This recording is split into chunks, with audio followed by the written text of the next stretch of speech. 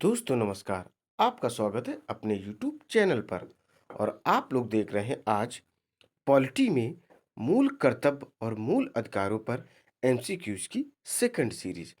अब तक first series complete हो चुकी, उसे आप प्लेलिस्ट में जाकर देख सकते हैं। तो आइए डियर स्टूडेंट्स, अब स्टार्ट करते हैं अपनी सेकंड सीरीज। आपके सामने जो क्वेश्चन है वह 71 है, जो कि यूपीपीसीएस 1997 में आया हुआ प्रश्न है। देखिए क्या है, निम्नलिखित में से कौन सा अधिकार भारतीय संविधान के अनुच्छेद 32 के अंतर्गत प्रवर्तित किए जा सकते हैं? संवैधानिक अधिकार, मौलिक अधिकार, सांविधिक अधिकार या उपरोक्त सभी? तो आप लोग बताएंगे इसका करेक्ट आंसर क्या हो जाएगा? मौलिक अधिकार। ऑप्शन सेकंड है वह क्लियर है। देखिए, अनुच्छेद 32 इसके तहत मौलिक अधिकारों को प्रावर्तित कराने के लिए समुचित कार्रवाइयों द्वारा उच्चतम न्यायालय में आवेदन करने का अधिकार प्रदान किया गया है। इस संदर्भ में सर्वोच्च न्यायालय को 5 तरह के रिट निकालने की शक्ति प्रदान की गई है, जो इस तरीके हैं। देखिए, पहला बंदी प्रत्यक्षीकरण, सेकंड परमादेश, थर्ड प्रतिषेध लेख, फोर्थ उत्प्रेषण और पांचवा है अधिकार परीक्षा लेख। तो ये 5 तरीके के रिट हैं, इनको जरूर आप लोग याद रखें। अगला प्रश्न आपके सामने 72 नंबर है, जो कि एसएससी 2002 में आया हुआ प्रश्न है। देखिए क्या है, मौलिक अधिकारों को लागू करने के लिए निम्नोक्त में से किसी न्यायालय द्वारा जारी किया जा सकता है? डिक्री, अध्यादेश, समादेश जिसे रिट कह सकते हैं, अधिसूचना। तो अभी दोस्तों हम लोगों ने रिट पढ़ी है, तो इसका करेक्ट आंसर हो जाएगा थर्ड ऑप्शन, समादेश। रिट को ही हिंदी में समादेश कहते हैं। देखिए, समादेश या व्यादेश या रिट वह आदेश है जिसे न्यायालय अपने समता संबंधी अधिकारों के अंतर्गत किसी पक्ष या निगम के नाम किसी को करने के लिए, किसी काम को करने के लिए, किसी काम को करने से रोकने के लिए व कोई ऐसा काम करते रहने के लिए जारी करता है जिसे करने या ना करने की उसे बाध्यता हो। अब अगला प्रश्न आपके सामने 73 है, जो कि एमपी पीएससी 1993 में आया हुआ है। व्यक्तिगत स्वतंत्रता के लिए निम्नलिखित में से कौन सी रिट याचिका दायर की जाती है?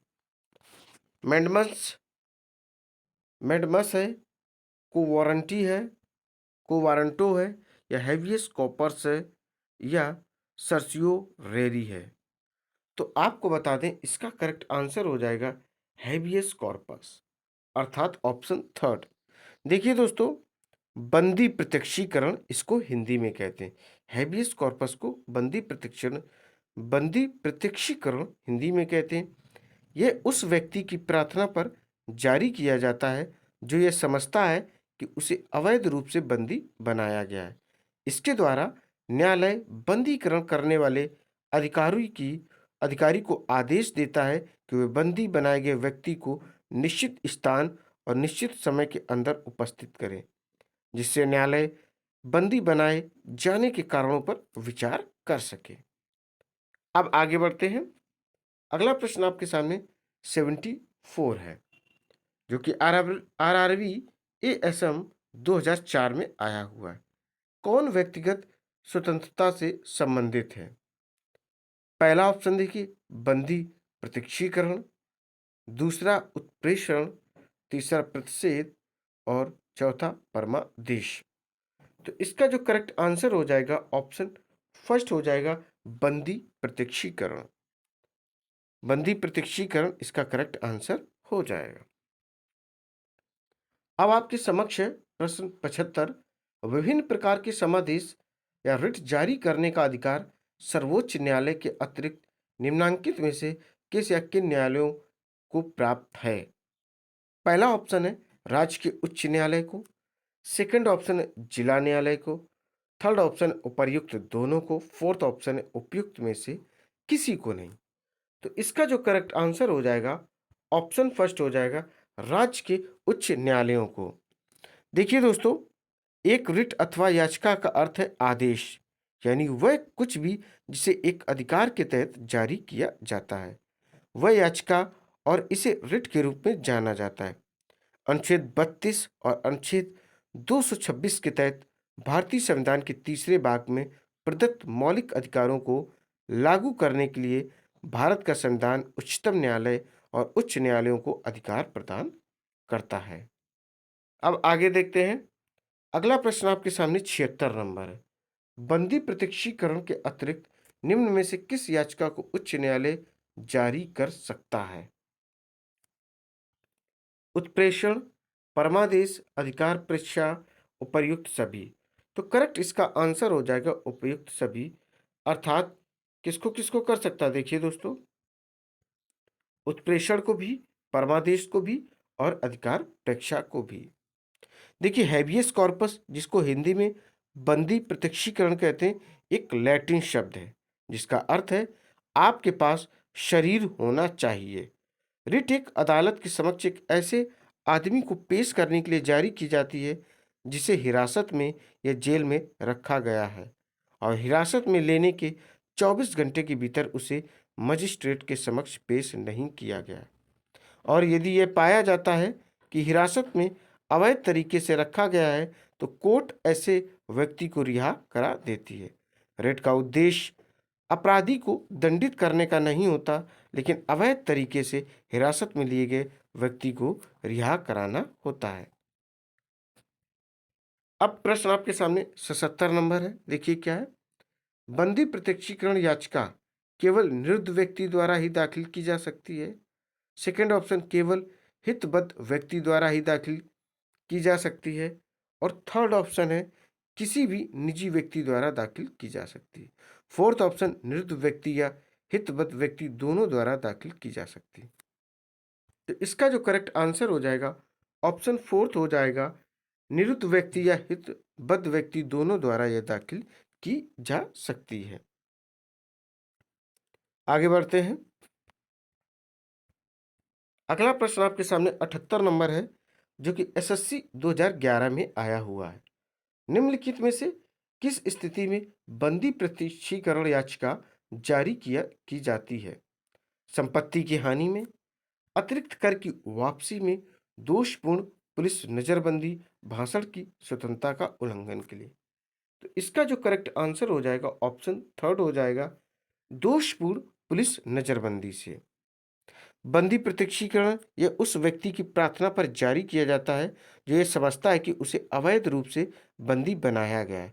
इसके द्वारा न्यायालय बंदीकरण करने वाले अधिकारी को आदेश देता है कि वह बंदी बनाए गए व्यक्ति को निश्चित स्थान और निश्चित समय के अंदर उपस्थित करे जिससे न्यायालय बंदी बनाए जाने के कारणों पर विचार कर सके। अब आपके सामने जो प्रश्न है वह 79 है। किसी व्यक्ति का अवैध निरोध के मामले में न्यायालय द्वारा जारीकृत परमादेश निम्न में से कौन सा है? फर्स्ट ऑप्शन है बंदी प्रत्यक्षीकरण, सेकंड परमादेश, थर्ड उत्प्रेषण, फोर्थ अधिकार परीक्षा। तो इसका जो करेक्ट आंसर हो जाएगा वह हो जाएगा ऑप्शन फर्स्ट, बंदी प्रत्यक्षीकरण। देखिए, हैबियस कॉर्पस एक लैटिन शब्द है जिसका अर्थ है आपके पास शरीर होना चाहिए। इसमें क्या होता है कि 24 घंटे के अंदर मजिस्ट्रेट के सामने उस व्यक्ति को उपस्थित किया जाता है। अब आगे बढ़ते हैं। अगला प्रश्न आपके सामने 80 नंबर है जो कि एसएससी 1999 में आया हुआ है। निम्नलिखित में से किस याचिका का शाब्दिक अर्थ होता हम आदेश देते हैं? फर्स्ट ऑप्शन बंदी प्रत्यक्षीकरण, सेकंड ऑप्शन है परमादेश, थर्ड है अधिकार परीक्षा, फोर्थ है उत्प्रेषण। तो करेक्ट आंसर हो जाएगा परमादेश। क्या हो जाएगा? परमादेश इसका क्लियर आंसर हो जाएगा। परमादेश का लेख उस समय जारी किया जाता है जब कोई पदाधिकारी अपने सार्वजनिक कर्तव्य का निर्वाह नहीं करता है। इस प्रकार के आज्ञा पत्र के आधार पर पदाधिकारी को उसके कर्तव्य का पालन करने का आदेश जारी किया जाता है। अब आगे बढ़ते हैं। आपके सामने प्रश्न है 81 जो कि एसएससी 2001 में आया हुआ है। निम्नोक्त समादेशों में से कौन सा समादेश किसी अवैध व्यक्ति से सरकारी पद को बचाने के लिए जारी किया जाता है? फर्स्ट ऑप्शन उत्प्रेषण, सेकेंड है परमादेश, थर्ड है निषेधाज्ञा, फोर्थ है अधिकार परीक्षा, इसको को वारंटो भी कहते हैं। देखिए दोस्तों, इसका करेक्ट आंसर हो जाएगा ऑप्शन फोर्थ। क्या हो जाएगा? ऑप्शन फोर्थ हो जाएगा, जिसको को वारंटो भी कहते हैं। क्या कहते हैं दोस्तों? इसको को वारंटो भी कहते हैं। देखो यहाँ लिखे दे रहे हैं ताकि आप लोग आराम से इसे पढ़ पढ़ सकें। को वारंटो, देखिए दोस्तों, अधिकार परीक्षा लेख जब कोई व्यक्ति ऐसे पदाधिकारी के रूप में कार्य करने लगता है जिसके रूप में कार्य करने का उसे वैधानिक रूप से अधिकार नहीं है, न्यायालय अधिकार परीक्षा के आदेश के द्वारा उस व्यक्ति से पूछता है कि वह किस अधिकार से कार्य कर रहा है, और जब तक वह इस बात का संतोषजनक उत्तर नहीं देता वह कार्य नहीं कर सकता है। अब अगला प्रश्न आपके सामने 82 है। देखिए क्या है। व्यक्ति, निगम अथवा अधीनस्थ अधिकरण जिस कार्य को करने के लिए आबद्ध है उस कार्य को करने के लिए जारी करने वाले रिट को कहते हैं अधिकार परीक्षा, परमादेश, उत्प्रेषण, प्रतिषेध। बताइए तो इसका क्लियर आंसर क्या हो जाएगा? देखिए दोस्तों, इसका जो करेक्ट आंसर हो जाएगा वह हो जाएगा ऑप्शन सेकेंड, परमादेश, जिसको इंग्लिश में मैंडमस भी कहते हैं। यह एक लैटिन शब्द है जिसका अर्थ होता हमारा आदेश। ठीक है। यह कानूनी रूप से कार्य करने और गैर कानूनी कार्य के अंजाम से बचने के लिए एक आदेश के रूप में एक न्यायिक उपाय है, जहां ए के पास कानूनी कानूनी अधिकार होते हैं जो बी पर कुछ कानूनी बाध्यताएं डालता है। बी को अपने कानूनी कर्तव्यों का पालन करने के लिए ए परमादेश रिट की मांग कर सकता है। इस रिट को जारी करने का आदेश उच्चतम न्यायालय या उच्च न्यायालय द्वारा तब किया जाता है जब सरकार, अदालत, निगम या अधिकरण या लोक प्राधिकरण सार्वजनिक या वैधानिक कर्तव्य तो करते हैं लेकिन उन्हें निभा पाने में विफल रहते हैं, अर्थात सफल नहीं होते हैं। अब अगला प्रश्न आपके सामने 83 है। वह रिट जो भारत में उच्चतम न्यायालय अथवा सर्वोच्च न्यायालय द्वारा किसी व्यक्ति या सार्वजनिक संस्था का आदेश देती है कि वह अपने कर्तव्य का पालन करे, क्या कहलाती है? तो इसका करेक्ट आंसर क्या हो जाएगा? परमादेश हो जाएगा। अभी जस्ट मैंने आपको पढ़ाया था। चलिए आगे बढ़ते हैं। अगला प्रश्न आपके सामने है 84। निम्नलिखित में से किस लेख द्वारा किसी सक्षम न्यायालय द्वारा किसी व्यक्ति, निगम या निचली अदालत को कोई ऐसा कार्य करने के लिए आदेश दिया जाता है जो उसकी कर्तव्य सीमा में आता है और जिसको उन्हें पूरा करना चाहिए? फर्स्ट ऑप्शन है उत्प्रेषण, सेकेंड है परमादेश, थर्ड है निषेधाज्ञा, फोर्थ है बंदी प्रत्यक्षण। तो करेक्ट इसका जो आंसर हो जाएगा दोस्तों वह हो जाएगा परमादेश। देखिए दोस्तों, परमादेश का लेख उस समय जारी किया जाता है जब कोई पदाधिकारी अपने सार्वजनिक कर्तव्यों का निर्वाह नहीं करता है। इस प्रकार के आज्ञा पत्र के आधार पर पदाधिकारी को उसके कर्तव्य का पालन करने का आदेश जारी किया जाता है। अब अगला देखते हैं। अगला प्रश्न अपने पास 85 है। एक ऐसी याचिका जो न्यायपालिका द्वारा जारी की जाती है तथा जिसमें कार्यपालिका को कहा जाता है कि वह यह कार्य करे जो उसे प्राप्त शक्तियों के अंतर्गत करना चाहिए था। इस रिट को क्या कहा जाता है? यह प्रश्न यूपीपीसीएस 2003 में आया हुआ है। देखिए, हैबियस कॉर्पस, मेंडेबस, प्रोहिबिशन या को वारंटो। तो इसका जो करेक्ट आंसर हो जाएगा वह हो जाएगा दोस्तों मेंडेमस, अर्थात परमादेश। सेकंड ऑप्शन क्लियर हो जाएगा। मेंडेमस को क्या कहते हैं? हिंदी में परमादेश कहते हैं और ये एक लैटिन शब्द है जिसका अर्थ होता हमारा आदेश। क्या होता? हमारा आदेश होता है। अब आगे बढ़ते हैं। अगला प्रश्न आपके सामने 86 है। उत्प्रेषण रिट निम्न में से किस आधार पर जारी किए जाते हैं? देखिए, फर्स्ट ऑप्शन क्या है? अधिकारिता का अभाव या अधिकारिता से बाहर किए गए कार्य के लिए। सेकंड ऑप्शन है नैसर्गिक न्याय के सिद्धांतों का अतिक्रमण होने पर, अभिलेख में प्रत्यक्षता प्रकट विधिक त्रुटि के आधार पर, उपर्युक्त सभी। तो इसका जो करेक्ट आंसर हो जाएगा ऑप्शन फोर्थ हो जाएगा, उपर्युक्त सभी। देखिए, फर्स्ट है ऑप्शन अधिकारिता का अभाव या अधिकारिता से बाहर किए गए कार्य के लिए, ये भी सही है। सेकंड है नैसर्गिक न्याय के सिद्धांतों का अतिक्रमण होने पर, यह भी सही है। थर्ड है अभिलेख में प्रत्यक्षता प्रकट विधिक त्रुटि के आधार पर, यह भी दोस्तों सही है। अब आगे बढ़ते हैं। अगला प्रश्न आपके सामने 87 है। देखिए क्या है, निम्नलिखित में से किस याचिका के अधीन किसी कर्मचारी को ऐसी कार्रवाई करने से रोका जाता है जिसके लिए सरकारी तौर पर वह हकदार नहीं है?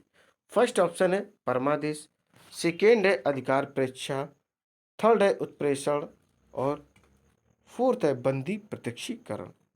तो करेक्ट आंसर हो जाएगा अधिकार परीक्षा, अर्थात ऑप्शन सेकेंड। देखिए, अधिकार परीक्षा को वारंटो भी कहते हैं। यह एक लैटिन शब्द है जिसका अर्थ होता है किस वारंट द्वारा। जब न्यायालय को लगता है कोई व्यक्ति ऐसे पद पर नियुक्त हो गया है जिसका वह हकदार नहीं है, तब न्यायालय इसको जारी कर सकता है और व्यक्ति को उस पद पर कार्य करने से रोक देता है। संविधान द्वारा निर्मित कार्यालयों के खिलाफ इसे जारी किया जा सकता है। अब अगला प्रश्न देखते हैं 88, जो कि एमपी पीसीएस 1992 में, चाहे यहाँ पर पीसीएस हो चाहे पीएससी हो, बोथ आर इक्वल। देखते हैं क्या है क्वेश्चन। न्यायालय द्वारा जारी किए गए परमादेश के माध्यम से न्यायालय, फर्स्ट ऑप्शन है किसी व्यक्ति को उपस्थित होने के लिए कह सकता है, और सेकंड ऑप्शन है किसी व्यक्ति को कुछ समय के लिए छोड़ा जा सकता है, थर्ड ऑप्शन अपने अधीनस्थ न्यायालय से केस मंगा सकता है, फोर्थ ऑप्शन किसी व्यक्ति या संस्था को उनके सार्वजनिक दायित्वों तथा कर्तव्यों का पालन करने के लिए जारी किया जाता है।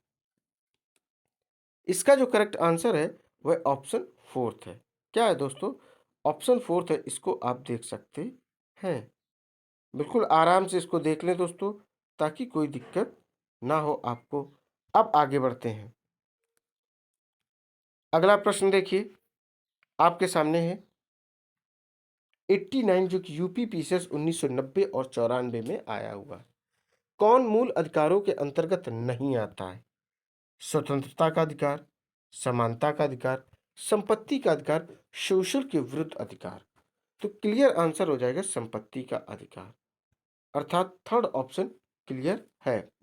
देखिए दोस्तों, क्या होता है, संपत्ति के अधिकार को वर्ष 1978 में 44वें संविधान संशोधन द्वारा मौलिक अधिकार से विधिक अधिकार में परिवर्तित कर दिया गया था। 44वें संविधान संशोधन से पहले अनुच्छेद 31 के अंतर्गत एक मौलिक अधिकार था, परंतु इस संशोधन के बाद इस अधिकार को 301 के अंतर्गत एक विधिक अधिकार के रूप में स्थापित किया गया है। अगला प्रश्न अपने पास 90 नंबर है, एमपीपीएससी 1993 एसएससी 2011। निम्नलिखित में से कौन सा मौलिक अधिकार नहीं है? फर्स्ट ऑप्शन व्याख्यान की स्वतंत्रता का अधिकार, सेकंड ऑप्शन संवैधानिक प्रतिकार का अधिकार, थर्ड है समानता का अधिकार, फोर्थ संपत्ति का अधिकार। तो फटाफट सोचिए, आंसर दें। तो इसका करेक्ट आंसर हो जाएगा संपत्ति का अधिकार। कौन सा जो संपत्ति का अधिकार है वह मौलिक अधिकार नहीं है। देखिए दोस्तों, भारतीय संविधान का उद्देश्य विचार अभिव्यक्ति, विश्वास, धर्म और उपासना की स्वाधीनता सुनिश्चित करना है। इसलिए संविधान के अनुच्छेद 19 से 22 तक स्वतंत्रता के अधिकार का उल्लेख किया गया है। इस संबंध में अनुच्छेद 19 सबसे अधिक जरूरी है। मूल संविधान के अनुच्छेद 19 द्वारा नागरिकों को 7 स्वतंत्रताएं प्रदान की गई थी। इनमें छठी स्वतंत्रता संपत्ति की स्वतंत्रता थी, जिसे 44वें संवैधानिक संशोधन द्वारा संपत्ति के मौलिक अधिकार के साथ साथ संपत्ति की स्वतंत्रता भी समाप्त कर दी गई है। अब आगे देखेंगे। अब प्रश्न आपके सामने 91 है, जो कि एमपीपीसीएस 1994 में आया हुआ प्रश्न। देखिए क्या है, संपत्ति के मौलिक अधिकार को कब समाप्त किया गया? 1978 में संविधान के 44वें संविधान संशोधन द्वारा, 1982 में संविधान के 16वें संशोधन द्वारा, 1973 में संविधान के 31वें संशोधन द्वारा, इनमें से कोई नहीं। इसका करेक्ट आंसर हो जाएगा ऑप्शन फर्स्ट। क्या हो जाएगा? 1978 में संविधान के 44वें संशोधन द्वारा। देखिए दोस्तों, भारतीय संविधान का जो उद्देश्य है, विचार है, व्यक्ति विश्वास, धर्म, उपासना है। इसीलिए अनुच्छेद 19 से 22 तक स्वतंत्रता के अधिकार हैं। इसमें जो सबसे इम्पोर्टेंट है, अनुच्छेद 19 सबसे इम्पोर्टेंट है, क्योंकि इसमें नागरिकों को 7 स्वतंत्रताएं प्रदान की गई थी। जो छठी स्वतंत्रता थी, संपत्ति की स्वतंत्रता, उसे क्या किया गया था दोस्तों? 44वें संवैधानिक संशोधन द्वारा संपत्ति के मौलिक अधिकार के साथ साथ संपत्ति की स्वतंत्रता भी समाप्त कर दी गई थी। अब आगे बढ़ते हैं। अगला प्रश्न है 92 नंबर, यूपीपीएससी 1996 एसएससी 2011 में यह आया हुआ प्रश्न है। संपत्ति का अधिकार एक मौलिक अधिकार है, नैसर्गिक अधिकार है, वैधानिक अधिकार है, कानूनी अधिकार है। तो इसका करेक्ट आंसर हो जाएगा ऑप्शन फोर्थ कि जो संपत्ति का अधिकार है ये कानूनी अधिकार है। क्या है दोस्तों? ये कानूनी अधिकार है। पहले अनुच्छेद 31 में आता था, अब यह 301 के अंतर्गत एक विधिक अधिकार के रूप में स्थापित किया गया है। ऑप्शन फोर्थ इसका क्लियर है। अब अगला प्रश्न देखते हैं। 44वें संविधान संशोधन विधेयक द्वारा किस मौलिक अधिकार को सामान्य वैधानिक अधिकार बना दिया गया? स्वतंत्रता का अधिकार, समानता का अधिकार, संपत्ति का अधिकार, सांस्कृतिक तथा शैक्षणिक अधिकार। तो इसका जो करेक्ट आंसर हो जाएगा संपत्ति का अधिकार। क्या हो जाएगा दोस्तों? संपत्ति का अधिकार। अब आगे बढ़ते हैं। अगला प्रश्न आपके सामने 94 है। संपत्ति के मूल अधिकार को किस संवैधानिक संशोधन अधिनियम द्वारा समाप्त किया गया था? 42 में, 44 में, 45 में और 52 में।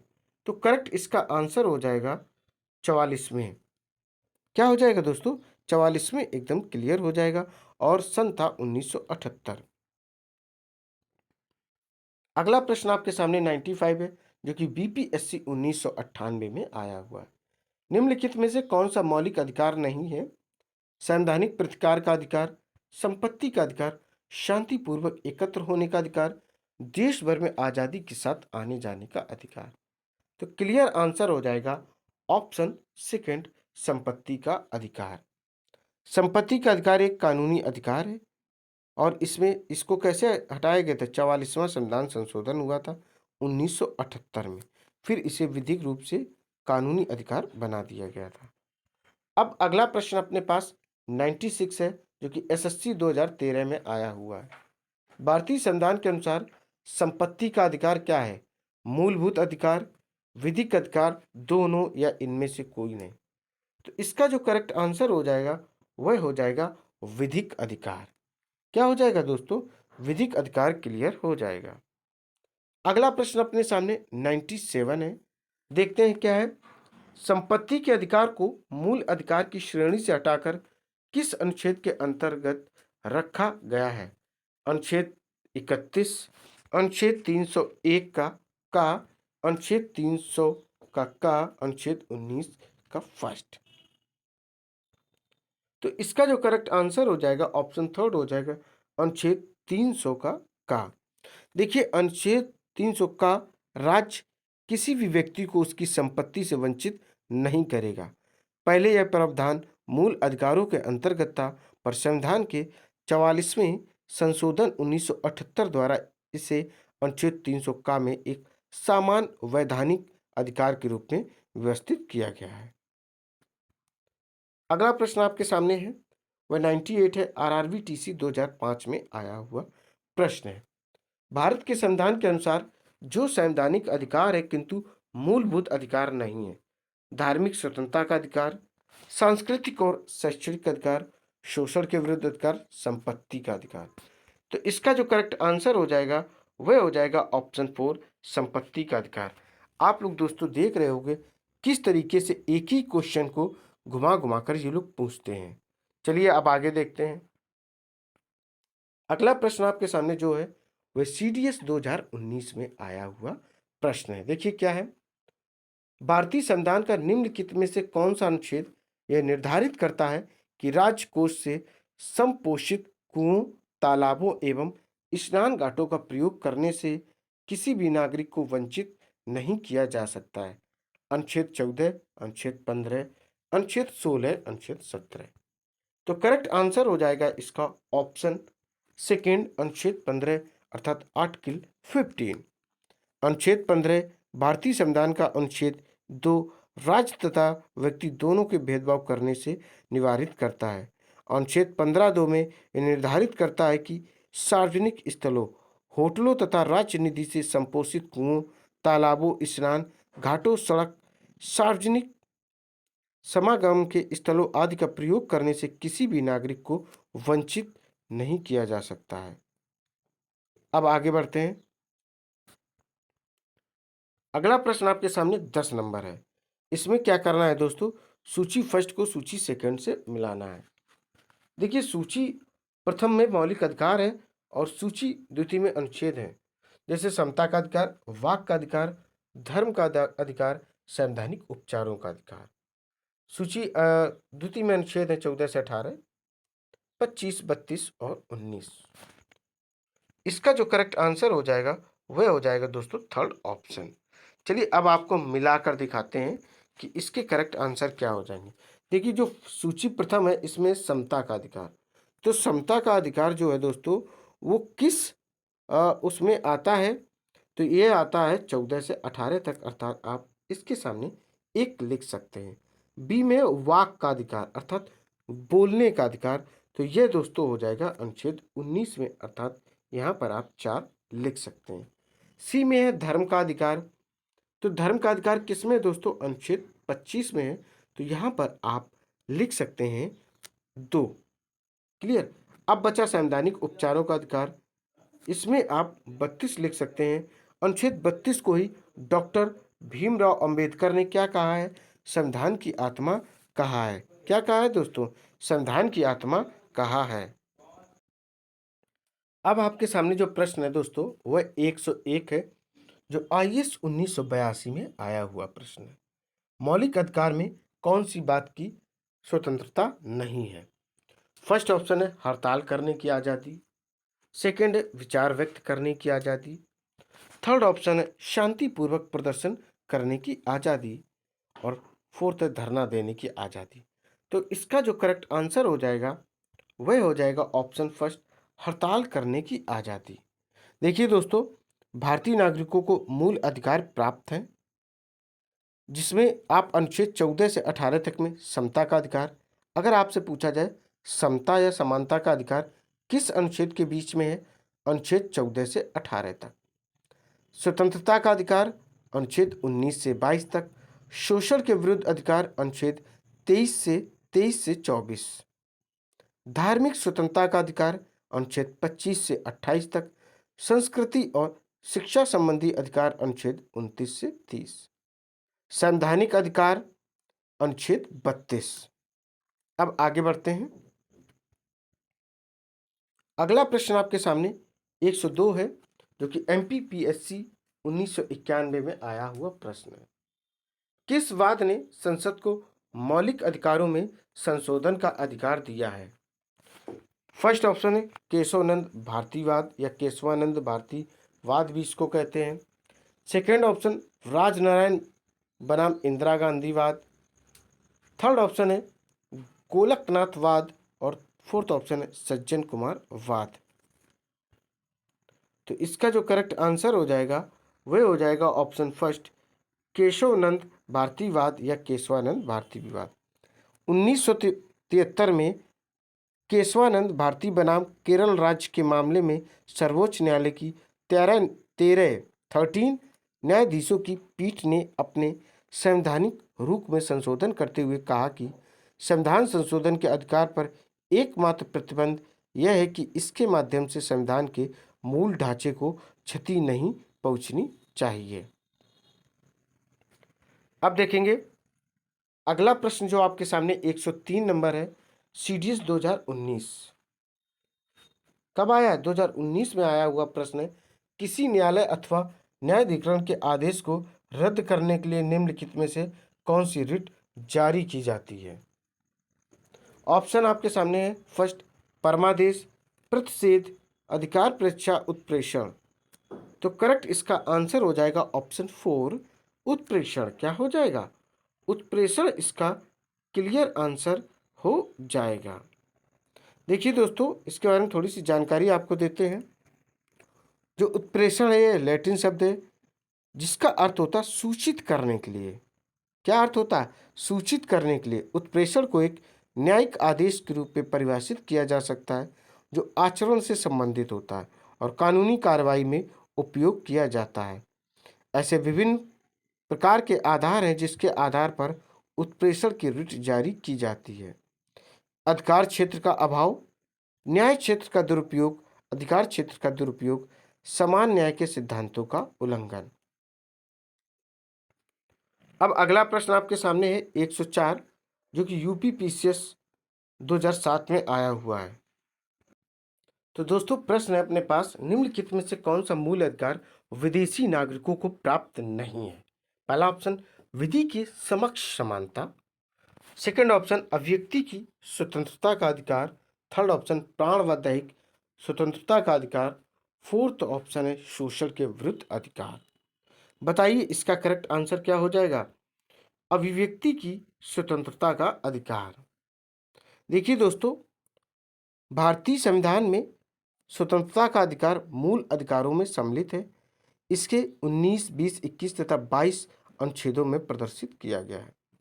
इसमें नागरिकों को बोलने एवं अभिव्यक्ति की स्वतंत्रता सहित 6 प्रकार की स्वतंत्रताएं प्रदान की गई हैं। भाषण और अभिव्यक्ति की स्वतंत्रता भारतीय संविधान में धारा 19 द्वारा सम्मिलित 6 स्वतंत्रता के अधिकारों में से एक है। ये सारे अधिकार भारतीय नागरिकों को प्राप्त हैं। अब अगला प्रश्न आपके सामने है 105 नंबर। देखिए क्या है, 6 वर्ष की आयु से 14 वर्ष की आयु के बीच के सभी बच्चों को शिक्षा का अधिकार। फिर से इस क्वेश्चन को सुने दोस्तों, 6 वर्ष की आयु से 14 वर्ष की आयु के बीच के सभी बच्चों को शिक्षा का अधिकार। ऑप्शन फर्स्ट राज्य के नीति निर्देशक सिद्धांतों में सम्मिलित है। सेकंड ऑप्शन मूल अधिकार है। थर्ड ऑप्शन है सांविधिक अधिकार है और फोर्थ ऑप्शन उपरोक्त में से कोई नहीं। बताइए तो क्या हो जाएगा? तो इसका जो करेक्ट आंसर हो जाएगा वह हो जाएगा मूल अधिकार। देखिए शिक्षा का अधिकार संविधान 46वां संशोधन है।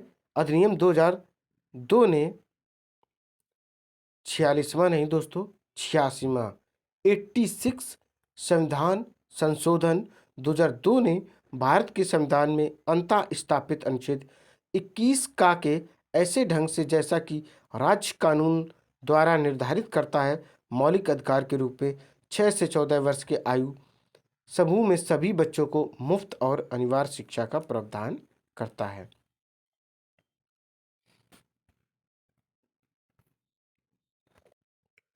अब आपके पास प्रश्न है 106 नंबर, समानता का अधिकार संविधान के निम्न अनुच्छेदों में से किसके अंतर्गत आता? अनुच्छेद 13, अनुच्छेद 14, अनुच्छेद 15, अनुच्छेद 16। तो फटाफट आंसर आपको देखने की 1 और 2 है, 1, 2, 3 है, 2, 3, 4 है, या दोस्तों ये सभी चारों हैं। बताइए तो करेक्ट आंसर क्या हो जाएगा? 2, 3, 4 हो जाएंगे। देखिए दोस्तों आपको बता दें कौन कौन है, चलिए आपको समझाते हैं। अनुच्छेद 14 है, अनुच्छेद 15, अनुच्छेद 16 है, अर्थात ये रहे और ये तीनों के तीनों रहे हैं। क्योंकि जो समता या समानता का अधिकार है वह अनुच्छेद 14 से 18 तक है, जो न्यायालय में वाद योग नहीं है। न्यायालय में वाद योग है दोस्तों। अब आगे बढ़ते हैं। अगला प्रश्न आपके सामने 107 नंबर है एसएससी 2006 में। संविधान के अंतर्गत बंदी प्रत्यक्षीकरण समादेश जारी करने का अधिकार किसमें निहित है? फर्स्ट ऑप्शन केवल उच्च न्यायालय में, केवल उच्चतम न्यायालय में, उच्च तथा उच्चतम न्यायालय दोनों में, जनपद न्यायालय तथा उनके ऊपर सभी न्यायालय में। तो करेक्ट आंसर हो जाएगा ऑप्शन थर्ड उच्च तथा उच्चतम न्यायालय दोनों में। बंदी प्रत्यक्षीकरण या उस व्यक्ति की प्रार्थना पर जारी किया जाता है जो यह समझता है कि उसे अवैध रूप से बंदी बनाया गया। इसके द्वारा न्यायालय बंदीकरण करने वाले अधिकारी को आदेश देता है कि वह बंदी बनाए गए व्यक्ति को निश्चित स्थान और निश्चित समय के अंदर उपस्थित करे, जिससे न्यायालय बंदी बनाए जाने के कारणों पर विचार कर सके। अब आपके प्रश्न पास है क्वेश्चन नंबर 108। प्रश्न कौन सा? 108, जो कि एसएससी 2006 में आया हुआ है। निम्नलिखित में से कौन सा मूल अधिकार नहीं है? समता का अधिकार, संपत्ति का अधिकार, स्वतंत्रता का अधिकार, संवैधानिक उपचारों का अधिकार। तो करेक्ट आंसर हो जाएगा ऑप्शन जो है वह सेकेंड हो जाएगा। क्या हो जाएगा दोस्तों? सेकेंड इसका क्लियर हो जाएगा। अब अगला प्रश्न अपने पास है आरआरबी 2009 एसएससी 2006 में आया हुआ है। भारतीय संविधान का कौन सा अनुच्छेद अस्पृश्यता का उन्मूलन करता अर्थात छुआछूत को प्रतिबंधित करता है और किसी भी रूप में इसके व्यवहार का निषेध करता है? अनुच्छेद 16, अनुच्छेद 17, अनुच्छेद 18, अनुच्छेद 15। तो इसका जो करेक्ट आंसर हो जाएगा अनुच्छेद 17। क्या हो जाएगा? अनुच्छेद 17 एकदम क्लियर हो जाएगा। आर्टिकल 17 भारतीय संविधान का एक अनुच्छेद है। इसके तहत अस्पृश्यता को निषिद्ध किया गया है। इसी अनुच्छेद का अनुपालन सुनिश्चित करने के लिए भारतीय संसद ने अस्पृश्यता निवारण अधिनियम 1955 या 1995 अधिनियम किया था। अगला प्रश्न आपके सामने 110 है। एसएससी 2007 में यह आया हुआ प्रश्न है। मौलिक अधिकारों को लागू करने के लिए रिट जारी की जाती है संसद द्वारा, राष्ट्रपति द्वारा, उच्चतम न्यायालय द्वारा या चुनाव आयोग द्वारा? तो करेक्ट आंसर हो जाएगा ऑप्शन थर्ड, उच्चतम न्यायालय द्वारा। अनुच्छेद 32 और 226 के तहत संविधान एक नागरिक के मौलिक अधिकारों को लागू करने या संरक्षण के लिए सर्वोच्च न्यायालय और उच्च न्यायालयों को रिट जारी करने का आदेश देता है। क्या करता है दोस्तों? आदेश देता है। अब आपके सामने प्रश्न है 111 नंबर। किसी अर्ध न्यायिक सार्वजनिक अधिकारी को अपनी अनिवार्य कर्तव्य के लिए मजबूर करने के उद्देश्य से उच्चतम न्यायालय द्वारा जारी की गई रिट है। ये एसएससी 2007 में आया है। अधिकार परीक्षा, परमादेश, उत्प्रेषण, लेख या निषेध? तो बताइए इसका करेक्ट आंसर क्या हो जाएगा? परमादेश हो जाएगा ऑप्शन सेकंड। देखिए, परमादेश का लेख उस समय जारी किया जाता है जब कोई पदाधिकारी अपने सार्वजनिक कर्तव्य का निर्वाह नहीं करता। इस प्रकार के आज्ञा पत्र के आधार पर पदाधिकारी को उसके कर्तव्य का पालन करने का आदेश जारी किया जाता है। अब आपके सामने प्रश्न है 112, एसएससी 2007 में आया हुआ है। संविधान के अनुच्छेद 17 और 18 में व्यवस्था है सामाजिक समता की, आर्थिक समता की, राजनीतिक समता की, धार्मिक समता की। तो करेक्ट आंसर हो जाएगा इसका ऑप्शन फर्स्ट, सामाजिक समता की। देखिए, आपको हम बता दें 17 में अस्पृश्यता का अंत है, उन्मूलन है। ये एक दंडनीय अपराध है। किसी भी व्यक्ति के साथ छुआछूत का व्यवहार नहीं किया जा सकता है। अनुच्छेद 18 की बात करें, राज्य को सैन्य या शैक्षणिक विशिष्टता को छोड़कर किसी को भी कोई पदवी देने से रोकता है तथा कोई भी भारतीय नागरिक किसी विदेशी राज्य से कोई पदवी स्वीकार नहीं कर सकता। इस प्रकार भारतीय कुलीन उपाधियों और अंग्रेजों द्वारा प्रदान की गई और अभिजात उपाधियों को समाप्त कर दिया गया है। अब प्रश्न आपके सामने है 113, जो कि एसएससी 2007 में आया हुआ है। भारत में उच्चतम न्यायालय ने निम्नलिखित मामलों में से किसमें माना था कि मौलिक अधिकारों में संशोधन नहीं किया जा सकता है? फर्स्ट ऑप्शन है ए के गोपालन का मामला, बी है केशवानंद भारती का मामला, सी है एमसी मेहता का मामला और फोर्थ है गोलकनाथ का मामला। तो करेक्ट इसका जो आंसर हो जाएगा गोलकनाथ का मामला। देखिए दोस्तों, यह रहा प्रश्न, इसको एक बार पढ़ लें और यह इसका रहा आंसर गोलकनाथ। क्या इसका दोस्तों करेक्ट आंसर है? गोलकनाथ इसका करेक्ट आंसर है। थोड़ी सी चलिए और आपको जानकारी देते हैं गोलकनाथ के मामले के बारे में। संविधान के अनुच्छेद 13 में व्यवस्था कर दी गई है कि संसद द्वारा ऐसा कोई भी कानून नहीं बनाया जाएगा जिससे संविधान के भाग 3 में वर्णित मौलिक अधिकारों का उल्लंघन होता। परंतु 1951 में संविधान के लागू होने के 1 वर्ष के अंदर ही प्रथम संशोधन करके एक नया अधिनियम पारित किया गया था। अब आगे प्रश्न देखेंगे जो कि 114 नंबर है, डीपीएसआई 2009 में यह आया हुआ प्रश्न है। निम्नलिखित में से कौन सा मौलिक अधिकार नहीं है? समानता का अधिकार, स्वतंत्रता का अधिकार, शोषण के विरुद्ध अधिकार, संपत्ति का अधिकार। करेक्ट इसका आंसर हो जाएगा संपत्ति का अधिकार। क्या है दोस्तों? इसका जो करेक्ट आंसर हो जाएगा संपत्ति का अधिकार हो जाएगा। अब आगे बढ़ते हैं दोस्तों। अगला प्रश्न आपके सामने है 115 नंबर, डीपीएसआई 2009 में यह आया हुआ है। सूचना का अधिकार किस राज्य में लागू नहीं था? First option Delhi, second Jammu एवं कश्मीर, और जो थर्ड ऑप्शन अरुणाचल प्रदेश, और फोर्थ है मेघालय। देखिए दोस्तों, प्रश्न है कि सूचना का अधिकार किस राज्य में लागू नहीं था। यह प्रश्न 2009 में आया था। उस अनुसार जो आंसर है जम्मू कश्मीर है। बट दोस्तों अब ऐसा बिल्कुल भी नहीं है, क्योंकि जम्मू कश्मीर से धारा 370 पूर्णतः हट चुकी है। अब जैसे सभी राज्य हैं उसी तरीके से अब जम्मू कश्मीर भी है। जम्मू कश्मीर और लेह लद्दाख 2 पार्ट्स में डिवाइड हो गए, दोनों के दोनों केंद्र शासित प्रदेश हैं।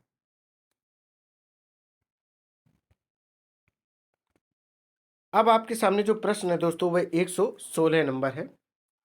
मौलिक अधिकारों में संशोधन करने में कौन सक्षम है? आरआरबी 2009 में यह पूछा गया है।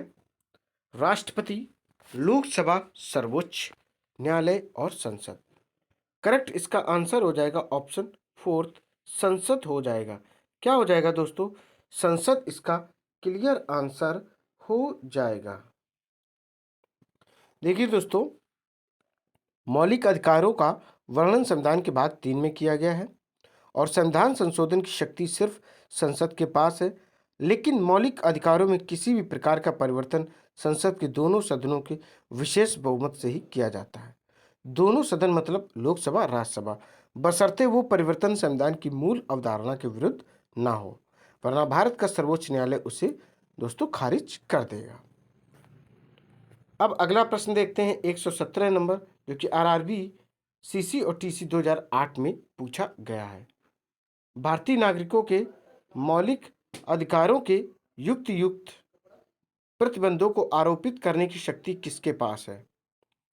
ऑप्शन फर्स्ट है उच्चतम न्यायालय के पास, सेकंड है संसद के पास, थर्ड है राष्ट्रपति के पास, और फोर्थ है इनमें से कोई नहीं। तो करेक्ट आंसर हो जाएगा संसद। क्या हो जाएगा? संसद। अभी दोस्तों मैंने बताया था जो संसद है उसी के पास यह पावर होती है। चलिए अब अगला प्रश्न देखते हैं। अगला क्वेश्चन है 118 नंबर, आरआरबी ग्रुप डी 2008 में यह पूछा गया है। किसी कैदी को न्यायालय के समक्ष प्रस्तुत करवाने के लिए किस रिट की आवश्यकता होती है? परमादेश, बंदी प्रत्यक्षीकरण, अधिकार परीक्षा, उत्प्रेषण। तो करेक्ट आंसर हो जाएगा इसका ऑप्शन सेकंड, बंदी प्रत्यक्षीकरण। क्या हो जाएगा?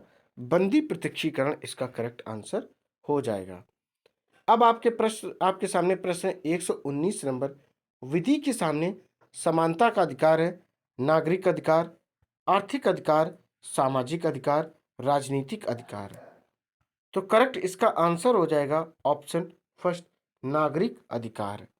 देखिए दोस्तों, समानता का अधिकार अनुच्छेद 14 से 18 में उल्लेखनीय है।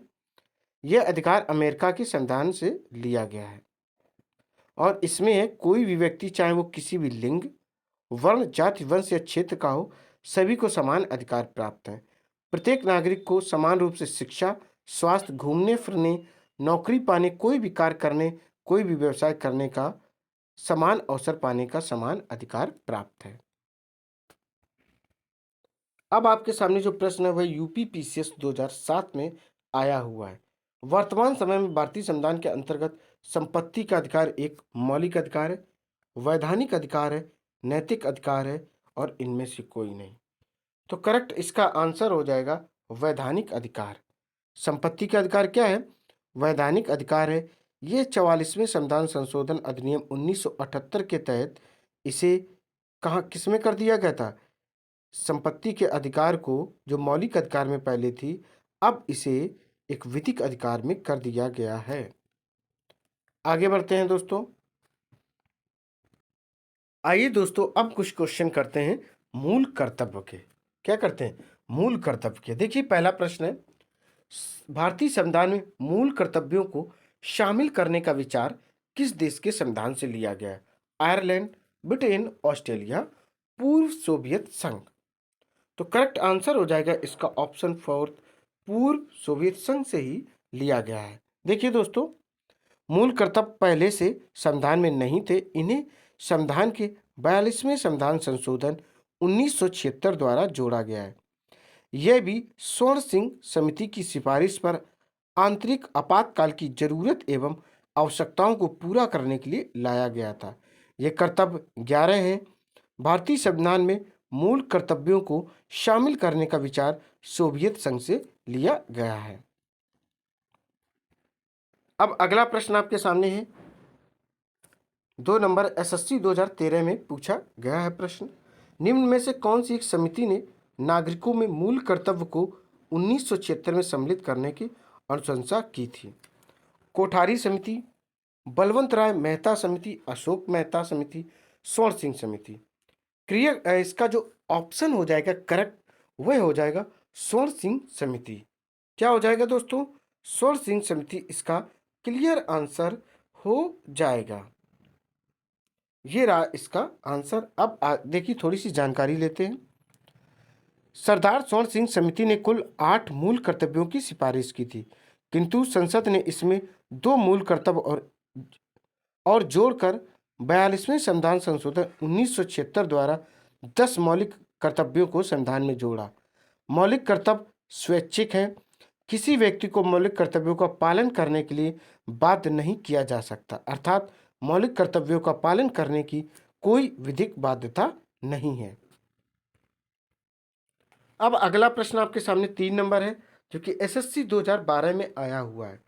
निम्नलिखित में से किस वर्ष संविधान में मूल कर्तव्यों को अंततः स्थापित किया गया था? 1972, 1976, 1977 और 1978।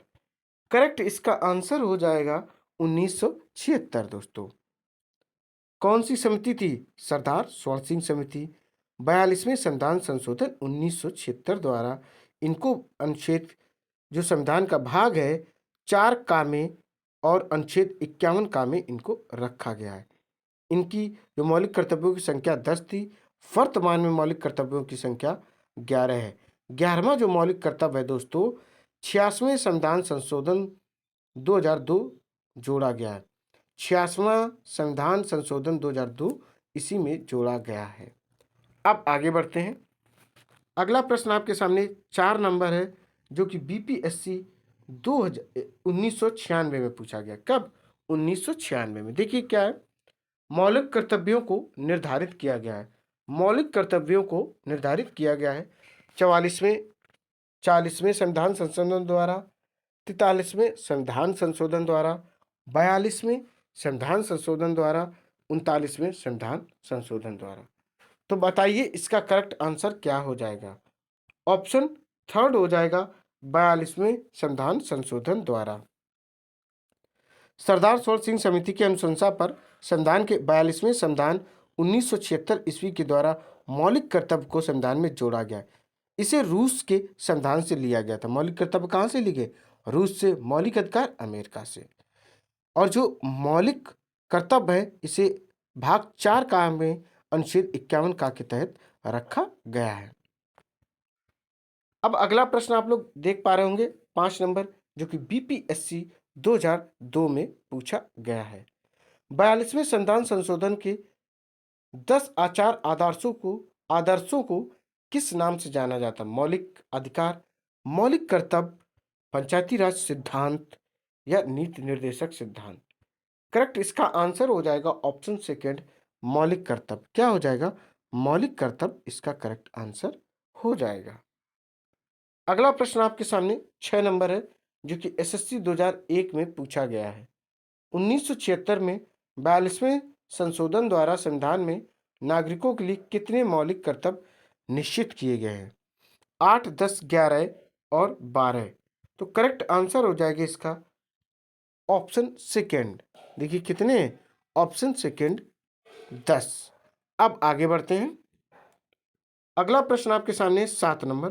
भारतीय संविधान में मूल कर्तव्य कब समाविष्ट किए गए थे? 1971, 72, 75, 76। करेक्ट इसका आंसर हो जाएगा 76। क्या हो जाएगा दोस्तों? 76 हो जाएगा 1976। देखिए दोस्तों, सरदार सरोवर सिंह समिति की अनुशंसा पर संविधान के 42वें संविधान संशोधन 1976 के द्वारा मौलिक कर्तव्यों को संविधान में जोड़ा गया। इसे रूस के संविधान से लिया गया। इसे भाग 4 का के अनुच्छेद 51 का के तहत रखा गया है। अब आपके सामने प्रश्न है 8 नंबर। संविधान के किस भाग में मूल कर्तव्यों के अध्याय को जोड़ा गया? भाग 3, भाग 3 का, भाग 4, भाग 4 का। तो क्लियर है, भाग 4 का इसका करेक्ट आंसर हो जाएगा। क्या हो जाएगा दोस्तों? ये रहा फोर्थ ऑप्शन। अब आगे बढ़ते हैं। अगला प्रश्न आपके सामने 9 नंबर है। एसएससी 2002 में यह आया हुआ है। भारतीय संविधान में मौलिक कर्तव्यों की सूची निम्नलिखित में से किस भाग के रूप में जोड़ी गई थी? 4, 5, 2, 3। तो करेक्ट आंसर हो जाएगा 4।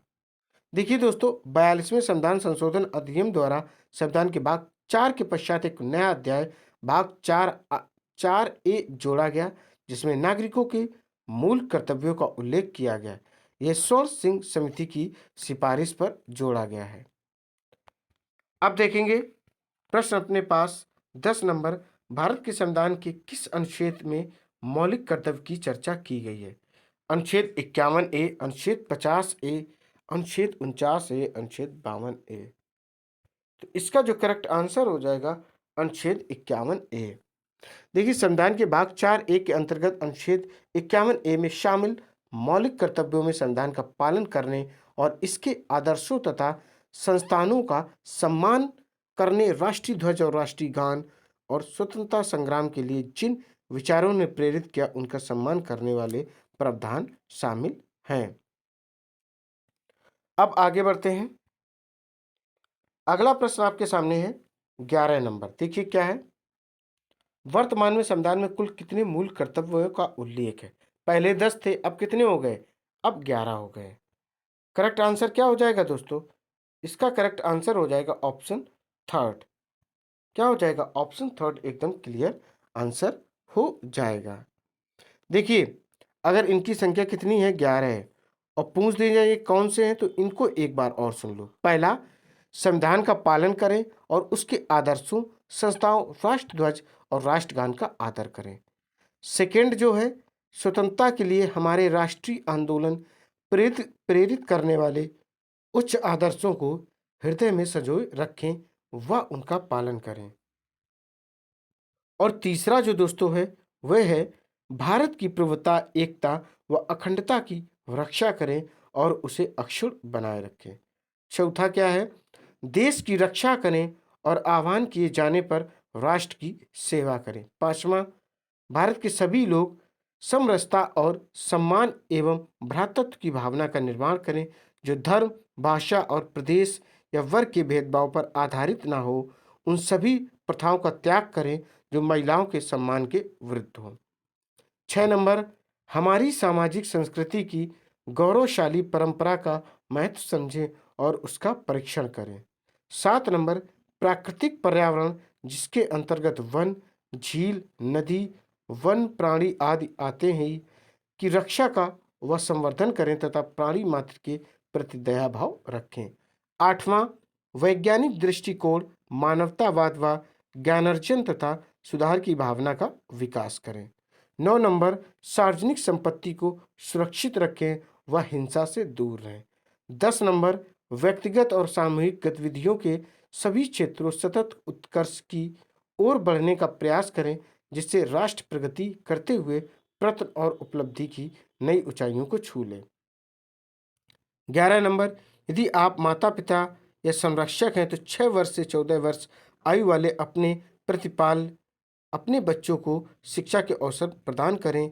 ये 86वें संविधान संशोधन 2002 द्वारा जोड़ा गया है। अब अगला प्रश्न देखते हैं जो कि 12 नंबर है।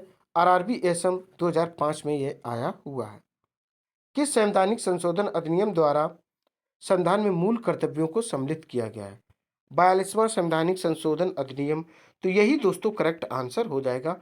ऑप्शन फर्स्ट है 42वां संवैधानिक संशोधन अधिनियम द्वारा। अब आगे बढ़ते हैं, देखते हैं प्रश्न आगे। देखिए क्या है, मौलिक कर्तव्यों को संविधान में सम्मिलित किए जाने का प्रयोजन है। फर्स्ट ऑप्शन मौलिक अधिकारों के दुरुपयोग पर रोक। मौलिक कर्तव्यों और दोस्तों जो फर्स्ट ऑप्शन है मौलिक अधिकारों के दुरुपयोग पर रोक, तो यह रोक पर नहीं, यहाँ पर दोस्तों रोक है। क्या लिखा हुआ है यहाँ पर दोस्तों? रोक लिखा हुआ है, ना कि रोग लिखा हुआ है। इस बात को आप लोग ध्यान रखें। और जो ऑप्शन सेकेंड है मौलिक अधिकारों को और अधिक सबल बनाना। और थर्ड ऑप्शन है विनाशक एवं असंवैधानिक गतिविधियों को नियंत्रित करना। फोर्थ ऑप्शन है कार्यपालिका की बढ़ती शक्ति को नियंत्रण में रखना। तो इसका जो करेक्ट आंसर हो जाएगा वह दोस्तों हो जाएगा ऑप्शन थर्ड। क्या हो जाएगा? ऑप्शन थर्ड इसका करेक्ट आंसर हो जाएगा। देखिए दोस्तों थोड़ी सी जानकारी देते हैं इसके बारे में। संविधान में मूल कर्तव्यों को वर्तमान में मौलिक कर्तव्यों की संख्या 11 है। संविधान में मूल कर्तव्यों को शामिल करने का उद्देश्य नागरिकों को इसमें प्राप्त मौलिक अधिकारों के साथ ही उनकी जिम्मेदारियों से भी अवगत कराना था। अब आगे बढ़ते हैं। अगला प्रश्न आपके सामने है 14 नंबर। संविधान में उल्लिखित मौलिक कर्तव्य किसके लिए हैं? फर्स्ट ऑप्शन सभी व्यक्तियों के लिए, सभी नागरिकों के लिए, केवल गैर नागरिकों के लिए। फोर्थ ऑप्शन है केवल केंद्रीय व राज्य के कर्मचारियों के लिए। तो इसका जो करेक्ट आंसर हो जाएगा ऑप्शन सेकंड हो जाएगा, सभी नागरिकों के लिए। अब आगे बढ़ते हैं। अब आपके पास है प्रश्न नंबर 15। मौलिक कर्तव्यों की अवहेलना करने वालों को दंड देने की व्यवस्था है, दंड देने की व्यवस्था नहीं है। कुछ विशेष मामलों में दंड देने की व्यवस्था है। और आखिरी जो ऑप्शन है अधिनियम बनाकर दंड देने की व्यवस्था है। तो इसका करेक्ट आंसर हो जाएगा ऑप्शन सेकंड, दंड देने की व्यवस्था नहीं है। देखिए दोस्तों किसी भी प्रकार की कोई इसमें दंड देने की व्यवस्था नहीं है। अब आगे बढ़ते हैं। अगला प्रश्न अपने पास 16 नंबर है जो कि यूपी पीसीएस 1998 और यह दूसरे यूटीटी में आया है पीसीएस में 2005 में। देखिए क्या है, भारत के प्रत्येक नागरिक का कर्तव्य होगा प्राकृतिक पर्यावरण का संरक्षण एवं सुधार। उपरोक्त कथन भारतीय संविधान के किस अनुच्छेद से संदर्भित है? अनुच्छेद 21, अनुच्छेद 48A, अनुच्छेद 51A, अनुच्छेद 56। तो इसका जो करेक्ट आंसर हो जाएगा वह हो जाएगा अनुच्छेद 51A। क्या हो जाएगा? अनुच्छेद 51A। अब आगे बढ़ते हैं। अगला प्रश्न अपने पास 17 नंबर है। निम्नलिखित में से कौन सा एक मौलिक कर्तव्य नहीं है? राज्य का आज्ञा पालन, कानून का आज्ञा पालन, समाज का आज्ञा पालन, करों की अदायगी।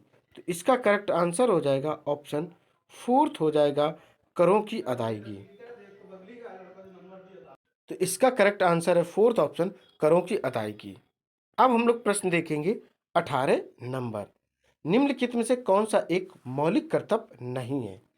संविधान का पालन करना, देश की एकता और अखंडता की रक्षा करना। थर्ड ऑप्शन धर्मनिरपेक्षता का पालन करना। फोर्थ ऑप्शन सार्वजनिक संपत्ति को सुरक्षित करना। तो इसका करेक्ट आंसर हो जाएगा क्या है? धर्मनिरपेक्षता का पालन करना। ये रहा इसका करेक्ट आंसर, थर्ड ऑप्शन। देखिए दोस्तों थोड़ा सा बता देते हैं। मूल कर्तव्य पहले से संविधान में नहीं थे, इन्हें संविधान के 42वें संविधान संशोधन 1976 द्वारा जोड़ा गया।